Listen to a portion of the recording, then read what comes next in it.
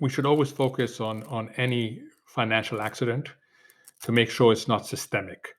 We cannot dismiss financial accidents. We made the mistake of dismissing certain mortgages as being very small in 2005, 6, and 7, and they ended up being systemic. So we can't simply dismiss a financial accident. If a financial accident happens, we've got to understand what the consequences are. Think of it, if you're on a freeway and the first part of the financial accident is simply two cars in a fender bender, but they stay in the middle of the road. You can't just dismiss this. You got to get them off the road quickly, because then you're going to have a pileup if you're not careful. But I do think the focus on crypto is important beyond that.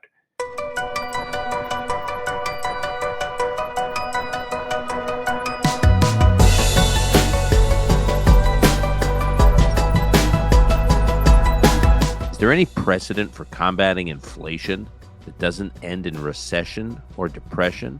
That's one of the many questions we have for Dr. Mohamed El-Erian as we look ahead to 2023 in markets and the economy. We're already off to somewhat of a roaring start. Mohammed is president of Queen's College at Cambridge University. He serves as part-time chief economic advisor at Allianz and chair of Gramercy Fund Management. He's a professor at the Wharton School. He's a Financial Times contributing editor, a Bloomberg Opinion columnist, and the author of 2 New York Times bestsellers. He serves on the boards of the National Bureau of Economic Research and Barclays and Under Armour. From 2007 to 2014, Mohammed was CEO and co-CIO of PIMCO. And around that time, he was also chair of President Obama's Global Development Council. He also served for 2 years as president and CEO of the Harvard Management Company.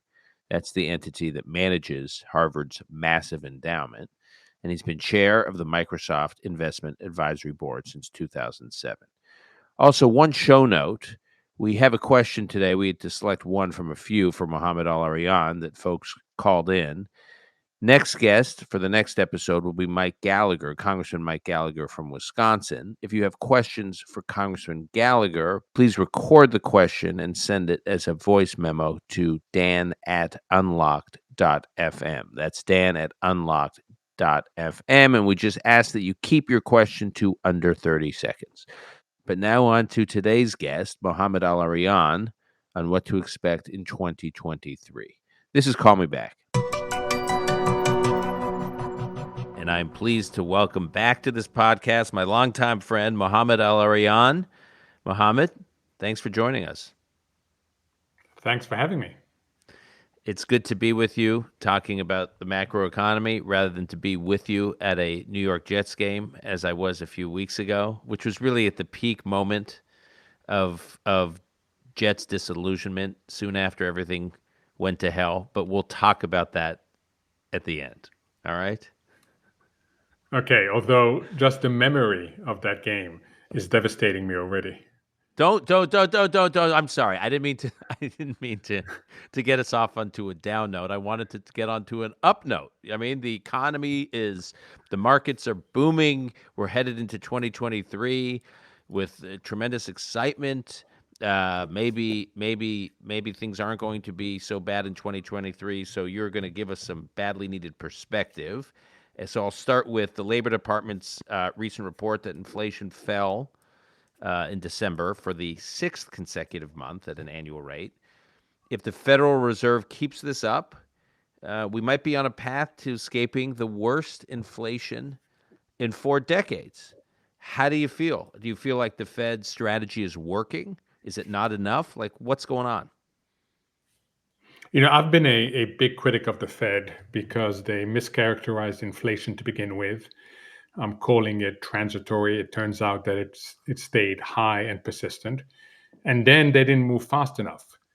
But somehow they got religion and delivered a series of 75 basis points, 0.75% hikes that were historic in how quickly they moved. And I think that they are catching up. Having said that, it's going to come at a cost. So we will see inflation continue to come down. The last reading was 6.5%. I suspect we're going down to about 4%. And then a couple of things are likely to happen. And when you say One, that, Mohammed, when you say we'll go down to from 6 to about 4%, in what? And I know it's hard to be precise in these time projections. Timing is always difficult. But in what time horizon are you imagining? by the second half of this year. Okay. And then we got to keep an eye on two things. One is the 4% part of the journey or is it a destination? Is it part of a journey to 2% where the Fed says it wants to go? Or is it a destination which is a sticky 4%?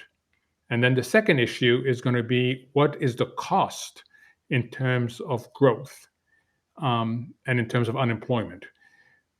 So these are the two things we got to keep an eye on. But inflation is coming down mainly because energy prices have come down, food prices have come down, and the supply chains have been reestablished. That's the good news. The less good news is that inflation has migrated to the service sector, which is less sensitive to Fed policy actions.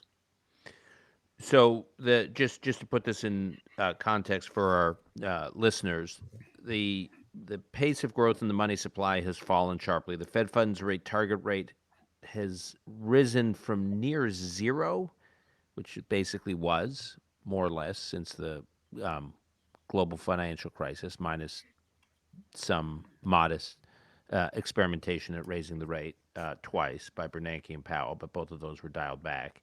So we've gone from near zero to 4.25 to 4.5%, and the Fed continues to shrink the size of the balance sheet. You mentioned energy prices. So the monthly price decline, according to experts, was driven by falling energy prices, some owing to slow demand in oil and natural gas from a surprisingly warm winter in Europe and China's slow emergence from COVID lockdowns. And I guess what I'm wondering, Mohammed, is could energy prices rise again and throw this whole, march back from high inflation, as I said, the highest inflation for decades, and throw this early seeming success off course? Yeah. So if you look at what are the threats to inflation coming back and not going down all the way to 4% and staying there, one is clearly energy. And the biggest risk to energy is not just the supply side issues, but the demand side, that the China reopening proves less chaotic. I don't think it will. I think the China reopening from zero COVID will continue to prove chaotic, but that's a risk. The second risk to low inflation is wages. We have different indicators of what's happening on the wage front. Some indicators suggest that wages are continuing to go up. Some indicators suggest that wages are moderating. We will get a better feel in the next 2 weeks when we get the employment cost index, which most economists regard as the most comprehensive. But keep an eye on wages, because if inflation has migrated to the wage sector, it makes it even harder for the Fed to bring it down to 2%. And this is on the one hand like an obvious question, but it's not. Is there any precedent for successfully combating inflation by the Fed in any of the Western democracies that doesn't end in a serious recession or even a depression? Not when you start with inflation so high and the unemployment rate so low. If you look at our history, whenever we've had the combination that we had at the beginning of this year, we end up in a recession. Can we avoid it? I like the sort of more positive side to that question. Can we avoid it? Mm-hmm. Yes, it takes one thing: higher labor force participation. It takes more people coming back into the labor force. Notice I said coming back, not just coming into, but coming back into the labor force. We need to get back to the labor force participations we had a few years ago. If that were to happen, then we could avoid a recession. But most economists expect that a recession is likely, and then they also immediately add that we shouldn't worry because it will be, quote, short and shallow. Um, I worry that if we do end up in a recession, we don't have enough evidence to suggest it will be short and shallow. We should have an open mind. But that's the consensus, that we will fall into recession and it will prove short and shallow. But you had this piece in Foreign Affairs magazine late last year where, among other things, you talked about this structural change we're living through right now as it relates to labor force participation. That basically the supply side, and I guess the demand side too, for labor force participation, for workers choosing to participate in the labor force, is going down, and that may be a long-term trend, not just something that we experience as a result of the pandemic. The pandemic's over, and now we're going to go to pre-pandemic labor force participation levels. That it's on the decline. It's going to be on the decline for as far as the eye can see, and that's the new reality, and we don't have real policies to deal with that. So it's broader than that, Dan. It's the new reality is that we are in a world where the supply side is the problem, not the demand side. Coming out of the global financial crisis, it was all about the demand side. The economists have this awful phrase, insufficient aggregate demand. There simply isn't enough demand in the system. We've now shifted to a world where there isn't enough supply. One is labor supply. And we've talked about labor force participation and skill mismatch. We still have vacancies that are 1.7 times the unemployment rate. Historically, that number is up 1.2. So there's something on the supply side that is not responding in the labor market. But there are three other areas. Energy. We are in the midst of an energy transition. We're moving away from fossil fuel, but we're not sure what the new energy configuration is going to look like. So most people expect that that energy transition will be inflationary from the supply side. We have companies who have learned the lesson of the pandemic, which is that you should never sacrifice resilience for efficiency, and that are looking for more resilient supply chains. They are rewiring their supply chains. That is also problematic for the supply side. It's good at the long term, but over the next 4 or 5 years, it means that supply will be more of a binding constraint. And finally, you have geopolitics. When you hear phrases like nearshore, friendshore, because we've recognized that our relationships with some key suppliers are likely to stay tense for a while, that also means that the supply side is going to go through a significant transformation. So put all these things together, labor, energy, companies, and geopolitics. And what you get for the next few years is a global economy that is constrained by the supply side. And that's a fundamental issue that I don't think we're paying enough attention to, especially on the policy side. So if you're projecting that we're going through a long-term restructuring, again, not just on the labor side, as you point out all the, and you did in your foreign affairs piece as well, and all the restructuring of supply chains and how we think about supply chains and onshoring and friendshoring, that has this semi-permanent, as long as we can project permanent, semi-permanent inflationary pressure. So why, if you're right, why are the markets reacting the way they're reacting to the onset of this new year? Because there's tremendous exuberance, as we've seen, and everything from equities to crypto to everything. It's sort of jarring. What are the markets seeing that you're not, or vice versa? So I think the markets are embracing recent data, which they feel is not only favorable, which it has been, but they also can extrapolate it. And there's three elements to that. And then there's a seasonality element. Element number one is the growth side. The excitement about China reopening at a much faster rate than anybody expected. The excitement that the summer in Europe has been warmer and therefore the energy constraint to growth in Europe is less binding. And in the US, the service sector and the labor market have proven to be incredibly resilient. So, first, the markets are embracing a better growth outcome and translating it into a better growth outlook. Then there's the inflation side. Inflation is coming down, and the marketplace sees inflation continuing to go to the Fed's 2% target, which leads to the third thing that the market is excited about, which is that the Fed will not be as hawkish as it says. The Fed has been crystal clear. One speaker after the other has said interest rates are going to 5% or above, and they're going to stay there all year. Look at the market pricing, and the market says, hell no. The Fed is going to be lowering interest rates in the second half of the year. So it's the growth, inflation, and policy development that the market is extrapolating forward in a very favorable manner. And then, as you know, but before you get to, but can I just so you're basically saying Powell is saying X, and the markets are saying no, it's going to be X minus. Like it'll be some version of X. It just won't be as severe as Powell is signaling. And by the way, Powell isn't exactly signaling. I mean, he's being pretty explicit. Oh, not only is he being explicit, but for the first time in a long time, every single Fed official speaking is using the same text.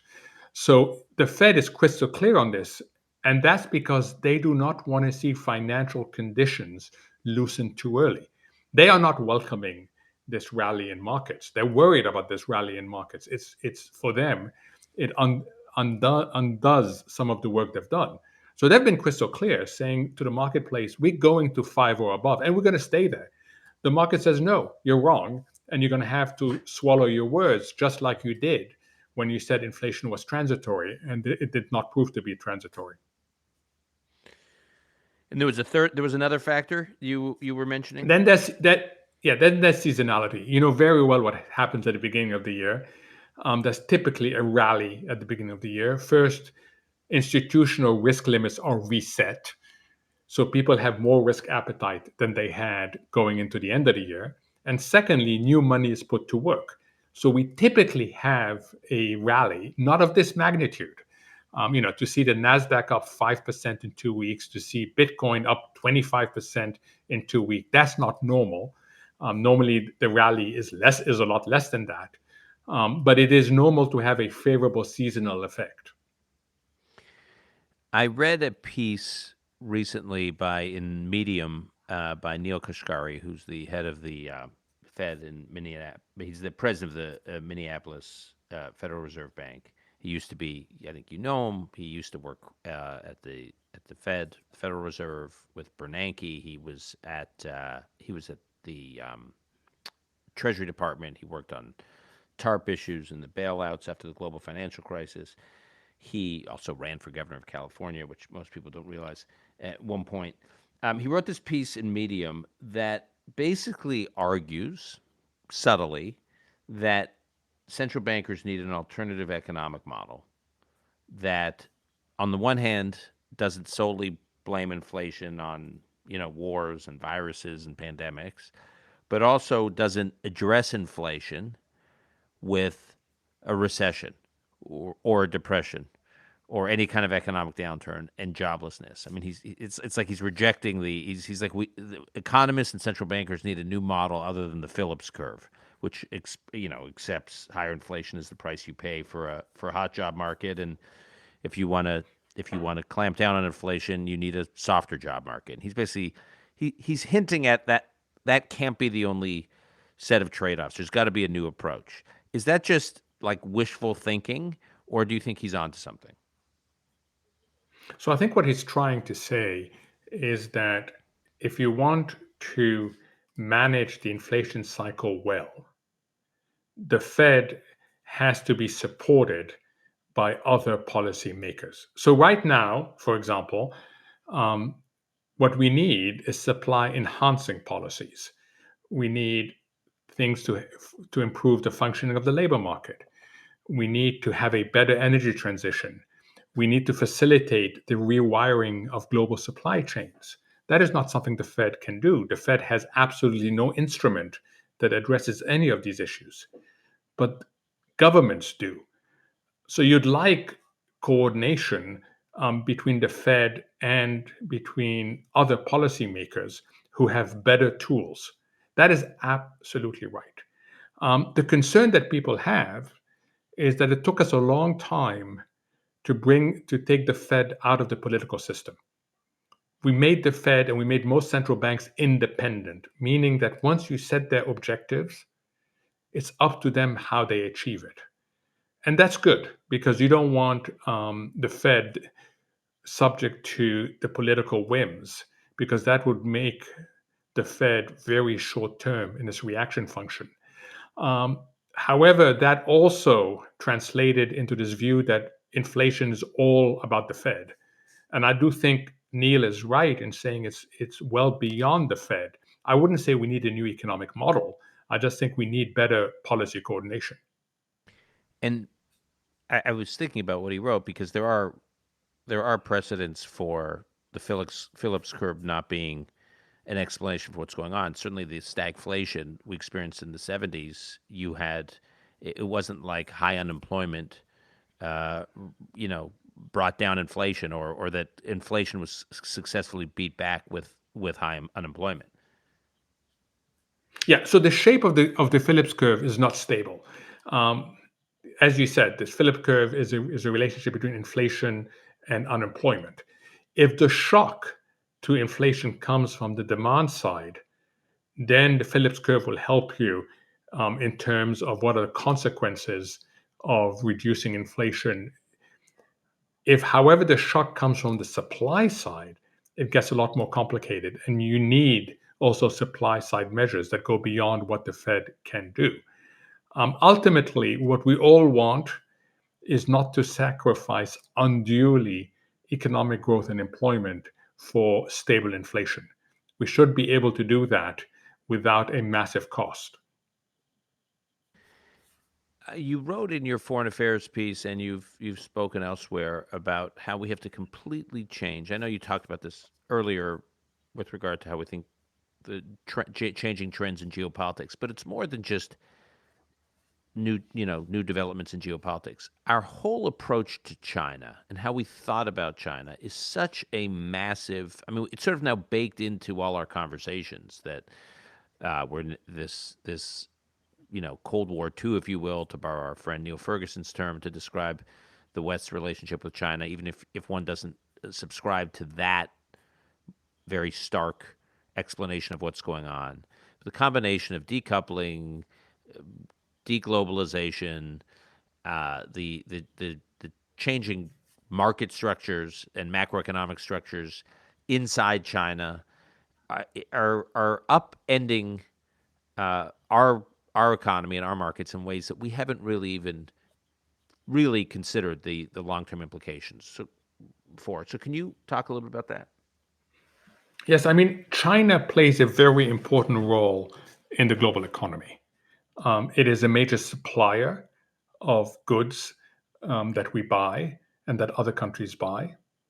And it has developed so rapidly that it also plays a very important role on the demand side.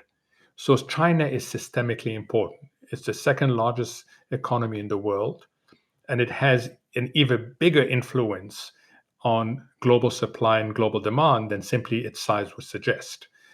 We feel that in the commodities market, in terms of Chinese demand being so important. Look at what it does to copper, what it does to oil. And of course, we feel it on the supply side. So there is no denying China's role. China got there through good economic policy making domestically, and also other countries embracing China as part of globalization, with the understanding that China will play consistent with the rules of globalization.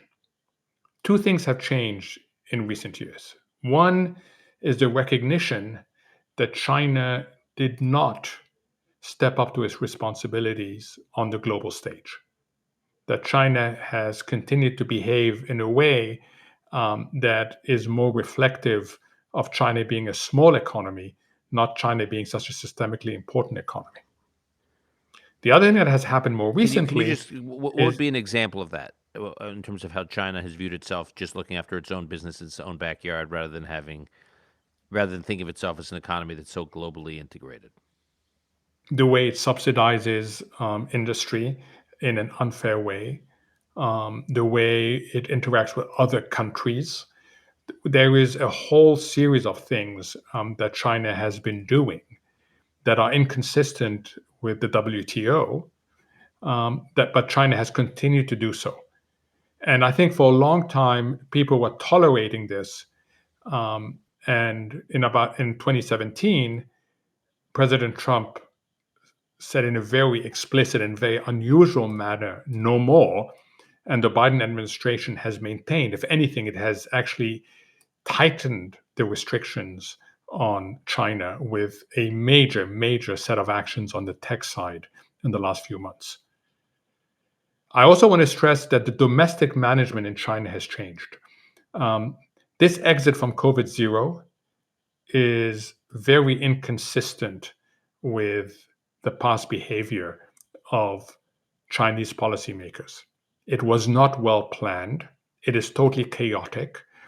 It is being done without the necessary condition of some form of mass immunity being in place, even though effective vaccines are available. And China is hiding from the rest of the world the outbreaks that it's having right now in COVID. They have stopped publishing numbers. There is no clarity on whether there are new mutations going on or not. What we do know from anecdotal evidence is that there's a massive outbreak and it's having a considerable death toll. But China is not sharing information with the World Health Organization, which again is a problem for the rest of the world. But that's not new. I mean, the world, the public health community, the global public health community was dealing with this in the throes of COVID. So this has been now going on for over 3 years. Yeah, but once you make a big mistake, which China made at the outbreak, you hope that it doesn't repeat the mistake.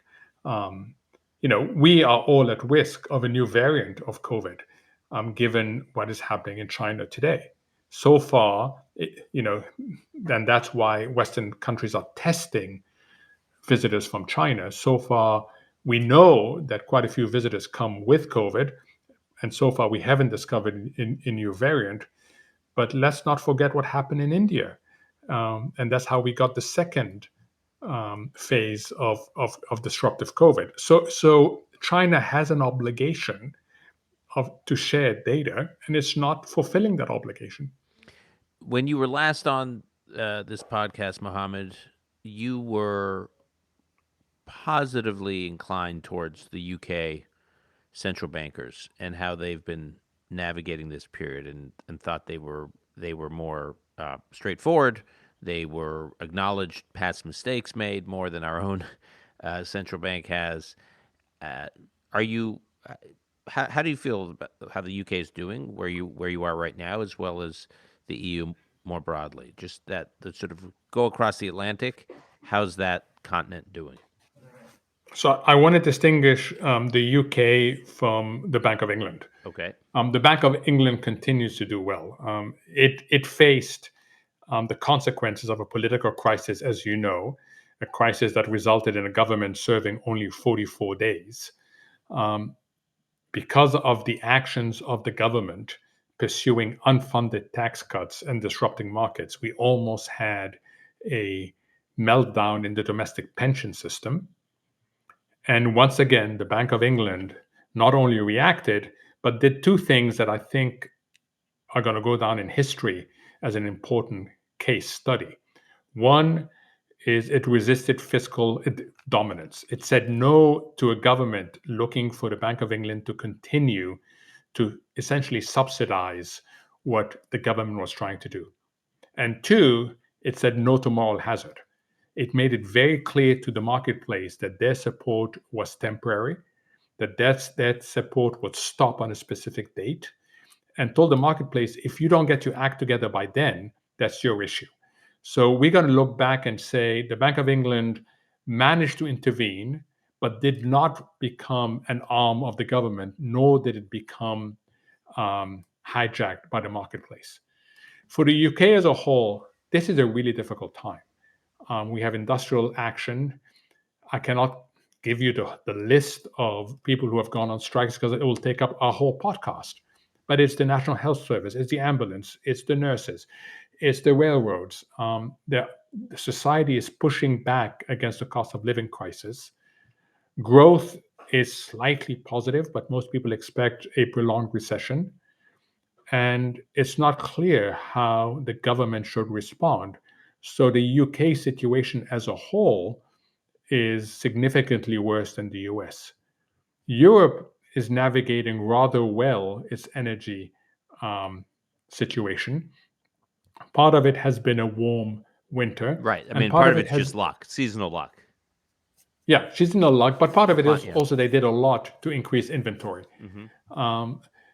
So if you look at the world, you'd put the US on top, you'd put China in the bottom, believe it or not, and then you would have Europe second, the UK third in terms of economic performance. I want to switch to the FTX meltdown. As you mentioned, Bitcoin is up. Since we last got together, we've had the whole FTX meltdown. And I, on the one hand, I sort of wonder, when a company registers in the Bahamas, refuses to have audited financials, refuses to produce audited financials, refuses to have a board, you should start asking serious questions like what can go wrong? A lot can go wrong. That said, the FTX meltdown is now used as like a proxy for this view that there's a broader crypto market meltdown. It's not just an FTX meltdown. What is your view on the crypto meltdown specifically, and then more broadly? I cited all these problems: loose controls, virtually no governance. There's all sorts of red flags. But did the Fed have a role here too in this bubble that was and seems to be at least enduring in the crypto space? Yeah, so it raises two issues. One that you've talked about, and a second one that we've talked about in our previous podcast. The one you've talked about is just significant lapses in governance, in regulation, and in risk management. Terrible risk management. Terrible. And no one paid attention to that. And that is focused really on FTX and certain other segments of that space. But there's a much bigger issue, and we've spoken about it. Risk has migrated and morphed. A lot of this risk used to reside in the banking system. And then the banking system was seen rightly as having acted irresponsibly in the run up to the global financial crisis of 2008. And there was much better regulatory and supervisory focus on the banking system. But part of the risk that used to reside in the banking system migrated to the non-banks. And when it migrated to the non-banks, it migrated from a highly regulated space to a space that's hardly regulated at all, and that's much less transparent. The regulatory system was supposed to follow the risk. It's a little bit like the Wayne Gretzky, don't look at where the puck is going. Right, not where the puck is. And try to get there. Yeah. Right? Instead, it didn't. So now we have a massive catch-up process that needs to take place. Now, the Fed is part of this, but it's not alone. We have a body. The Fed is part of it in that because interest rates were zero or near zero, people were taking, and there was inflation. People were just taking, they were taking more risk in this bubbly environment to just manage their money and get return. People were willing to take more risk than they otherwise would have, because particularly folks on fixed income, retail investors, right? I mean, is that what you mean when you say the Fed has some responsibility here? Yeah, I mean, look, the Fed was very explicit on what it was trying to do when it used unconventional policy to pursue not market normalization, but to pursue macroeconomic objectives. Now, what is unconventional policy? It's artificially low interest rates, and it is massive and predictable injections of liquidity. Why do they do that? In order to push up asset prices. Why do they want to push up asset prices? So that you and I open up our 401k, we see that the balance has gone up, we feel wealthier, and we go out and spend that wealth on goods and services, which encourages companies to invest. And next thing you know, you've promoted economic growth through higher spending and higher investment. That's the theory. It doesn't work very well, but that's the theory. So central to what the Fed was trying to do was more risk taking. And you encourage people to take risk by making money very, very cheap to borrow and by making sure there's lots of liquidity sloshing around. So, what are the consequences of that? It's Which, a by the way, wasn't financial. just a Fed issue, because you look at the fiscal policies during COVID, there was just talk about liquidity being pumped into the economy. I mean, it was coming from monetary, it was coming from fiscal, it was coming from everywhere.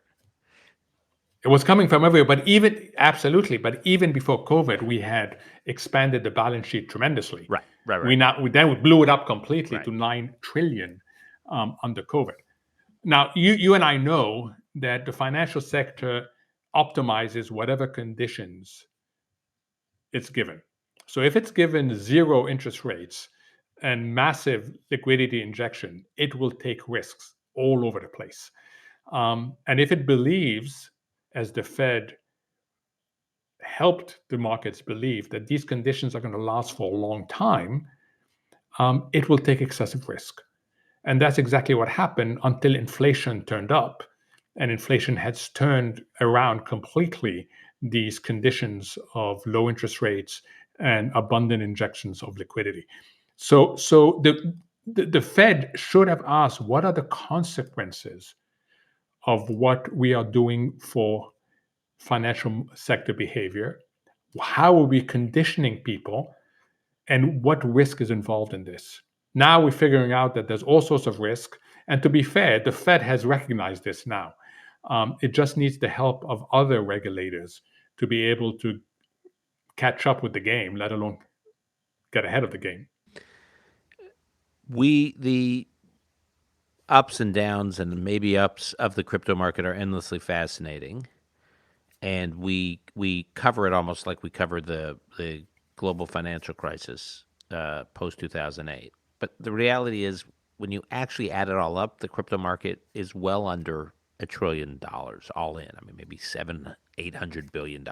Are we making too big a deal of our obsessive coverage and following and analyzing and reanalyzing and interpreting and reinterpreting the implications of specifically the FTX meltdown, but more generally speaking, crypto and DeFi? And so first,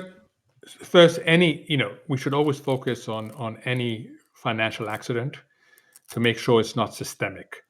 We cannot dismiss financial accidents. We made the mistake of dismissing certain mortgages as being very small in 2005, 6, and 7, and they ended up being systemic. So we can't simply dismiss a financial accident. If a financial accident happens, we've got to understand what the consequences are. Think of it. If you're on a freeway and the first part of the financial accident is simply two cars in a fender bender, but they stay in the middle of the road, you can't just dismiss this. You got to get them off the road quickly, because then you're going to have a pileup if you're not careful. But I do think the focus on crypto is important beyond that. Crypto has the ability, if it's well managed, and if there's much better dialogue between the industry and the regulators, which there isn't, has the potential of revolutionizing the payments system. Our payment system is very inefficient right now, and we can use the innovations that come with crypto to make significant gains in efficiency and cost reduction for the payment system.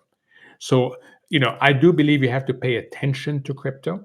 It's way beyond Bitcoin, it's way beyond FTX, because the underlying technology can improve things in a way that we would all feel.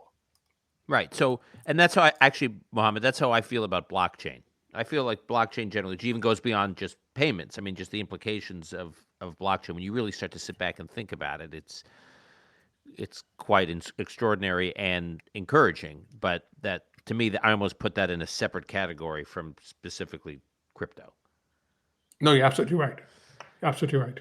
All right. So, two last topics before we move on, before we let you go. One is we advertised in our last episode that we'd be having you on, and we let people send in questions. We got a bunch. We're experimenting with this, having callers call in with a question. So we're going to play one question now, and then I want to ask you before we wrap our favorite topic. But let's play our first question.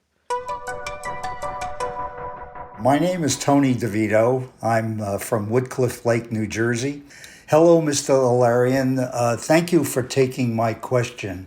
After hearing the ongoing discussions among financial analysts attempting to forecast which way the Federal Reserve will go on increasing or decreasing interest rates, employment levels, and so on, can you describe how our economy would operate if these factors of economic production were essentially left to reach their own levels of equilibrium without government intervention?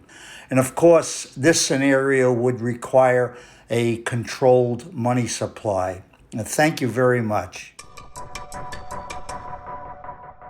Hello, Tony, and thank you for your question. It's a great question. Look, if governments simply step back and say, we're not going to try to influence the direction of the economy, and we're going to let the marketplace sort things out. And by doing so, we eliminate the possibility of government failure, of policy mistakes. That's the attractiveness of this issue. You expose yourself to the possibility of market accidents. Typically, there are three types of market accidents. One is that the market overdoes it on the way up and overdoes it on the way down, and that the consequences of the overshoots are damaging to society as a whole. The second type of mistake comes from asymmetrical information, that not all market participants have the same information. So you end up by having concentration, monopolies, and bad for competition and bad for the marketplace itself. And then the third failures that can happen is that the marketplace doesn't think about fairness, doesn't think about protecting the most vulnerable segments of the population, those who are born at a disadvantage relative to others. So you would have the social side that you would need to take care of. So that's why I think that most people, Tony, would say we should be a market-based system in which markets determine most of the outcomes. However, governments and central banks should be there to ensure that the failures that typically come with unfettered markets are minimized. And that's what governments tend to do. The failure in government is when they think they can go too far and start replacing the roles of market. And that's, we have many phases in history where that was the case. I mean, I remember very clearly when Ronald Reagan came in, and his famous word was, government cannot solve the problem. Right. Government is the problem. Right. Right. And that came on the back of when governments were trying to control prices and wages. I mean, government had gotten way too involved in the marketplace. So you need the proper balance, Tony. But thank you for your question. So I want to now pivot to actually before we do that, I will say this is the challenge of an inflationary situation where obviously we want the Fed to take action, but also when we get into a highly inflationary environment, the other way the government tends to want to get involved is to start imposing all sorts of controls, right? Rent controls and controls on fuel prices, and so to Tony's point, there is a world in which one could say government is getting out of control and dealing with these situations. We want the Fed to do it. Okay, Mohammed, let's talk about December 18th. December 18th, 2022. You and I, Campbell, my kids, were at MetLife Stadium for the Jets game against the Detroit Lions. There was talk about a jubilant time. There was a spring in our step. Keep in mind the Jets started off the season 7-4. Who would have thought they would have had 7 wins? They were 7-4. Just the fact that they had crossed the 7 number was extraordinary. When I think about last season, which was more typical for the Jets only won 4 games. Now they won 7 games, 7-4, and then they went on this string of losses that included the game we were at. It included 2 games before that, included 3 games after that, and the Jets ended 7-10. So they went from 7-4 to 7-10, and you were crushed. You were like, as you and I spoke weeks during that time we were together, or after that time we were together at that Jets-Lions game, you were like, same old Jets, same old Jets. I have a completely different view, Mohammed, a completely different view, which is normally by Thanksgiving of every season. As my son told me this morning, not just Thanksgiving, it's usually by the beginning of November. Normally by the beginning of November, somewhere Thanksgiving, our season is over. We just assume it's done. There's no point. Even if we win every other game, it's done. The season's done. And the fact that there we were at December 18th and we still had hope. And we went into the Christmas holidays, still had hope. Even that last game against Miami, there was still a scenario. Is like an unbelievably positive change of events for Jets fans. Why are you Debbie Downer? Why are you so dark, Mohammed? Why are you so pessimistic? Well, one of it is I'm much older than you. So, since 1969, I've been living nothing but disappointment, but I'm still incredibly loyal. Let me just say 2 things. One, it was wonderful to be at a game with you, with Campbell, with the kids. It was absolutely wonderful. And it was a very, very, very special time. Thank you very much for that. It was great. 2, it's not that we were hopeful, you were hopeful. I know lots of Jets fans, and they had given up on any possibility of making it to the playoffs. You held on to that till the very end. And we exchanged texts when you were showing me what possible combination would allow the Jets back in. And I kept on telling you, you're wasting your time. It's not going to happen. Look, I watched last night the Jacksonville Jaguars. God. Unbelievable game. And I wondered, why is it that it can't be the Jets? Last year they were worse than us. Right. Okay. And instead of them doing I'm going to get to 7-4 and then I'm going to completely collapse. I'm going to be ahead in a game and then I'm going to completely collapse. They show what it's like to come back. They show what it's like to have character. They show what it's like to be well coached, to want to win. For them to come back from 27 points behind in the wild card game was incredible. So I look at that, and all I could think of is the comparison with the Jets. Yeah, except it's not fair because Trevor Lawrence is an extraordinary quarterback.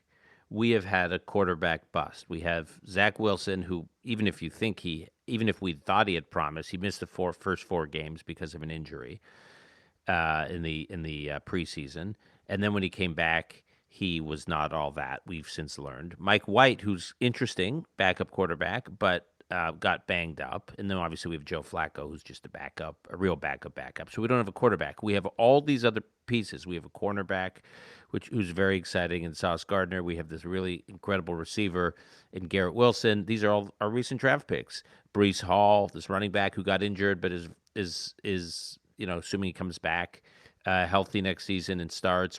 Our offensive line kind of got banged up, but we have some very impressive players. Our defense is ranked third in the league, Mohammed. So we have all the pieces. We don't have a Trevor Lawrence. The Jaguars have a Trevor Lawrence. So the job number one for Joe Douglas this offseason is to get us a great quarterback. It could be Derek Carr. It could be someone else I'm not thinking of. If we get that quarterback for the first time, we have a base upon which to build. I totally agree with you, but let's go out. Shall I go through the list of quarterbacks that we went out and acquired and how excited we were about every single one of them? And we've ended up in the same place. Look, I love our defense. Our defense is absolutely superb. We have some incredible players as long as they can stay healthy. You have a fan base that is as loyal as can be. So there's a lot of positive things. And we even have a season, and I want to say it, where the Patriots didn't make it to the playoffs. Which is a win. I get a lot which of is a win. Which is a win yeah, for it's us. a total win. win. Like psychologically. Right. Yeah, we almost let them in, Yeah. Right. in the last game. Had we beaten Miami. Yeah, I will say one other thing that struck me, Mohammed, being at that game with you. I know you're a celebrity in the macroeconomic world and the central banking world and the financial markets world. I did not expect you to be a celebrity at a Jets game. There you were. You can look at Campbell's Instagram account. There's a photo of us at the game. You're there with your hat on. We were all bundled up. It was a cold day. I did not think you were easily recognizable. Even if I thought you were easily recognizable, I didn't think you'd be so recognizable at a Jets game. And there you were with all these Jets fans stopping you to take selfies. I had no idea that you had a following in Jets world. Well, I tell you, these are wonderful people, and it was really lovely being there. I enjoyed myself, and even though we lost, in the usual devastating manner that we tend to, the mistakes. I know. And We it were was a there, lovely like time. biting our nails in those last 2 minutes. It was such a.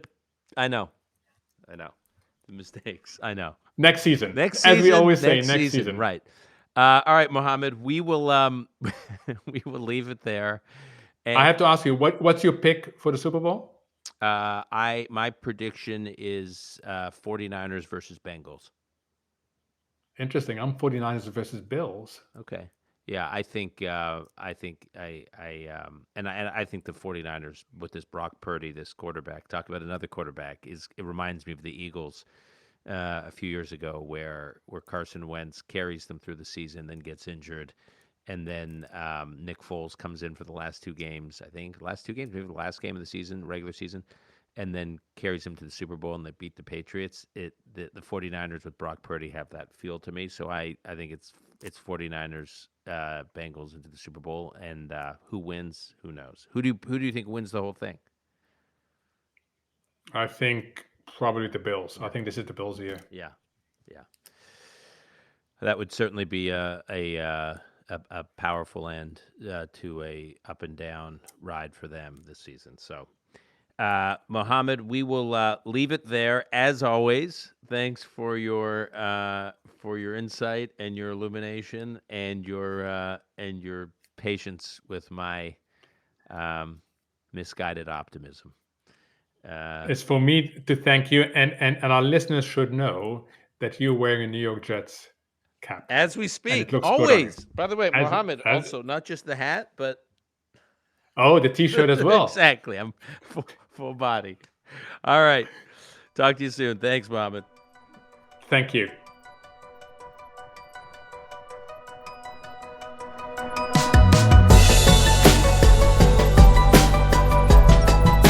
That's our show for today. To keep up with Mohamed El-Erian, you can follow him at Bloomberg Opinion, and you can follow him at the Financial Times. And, of course, you can follow him on Twitter at El-Erian M, at ELERIANM. And I also posted in the show notes the essay we discussed in this episode that he recently penned for Foreign Affairs. Call Me Back is produced by Alon Benatar. Until next time, I'm your host, Dan Senor.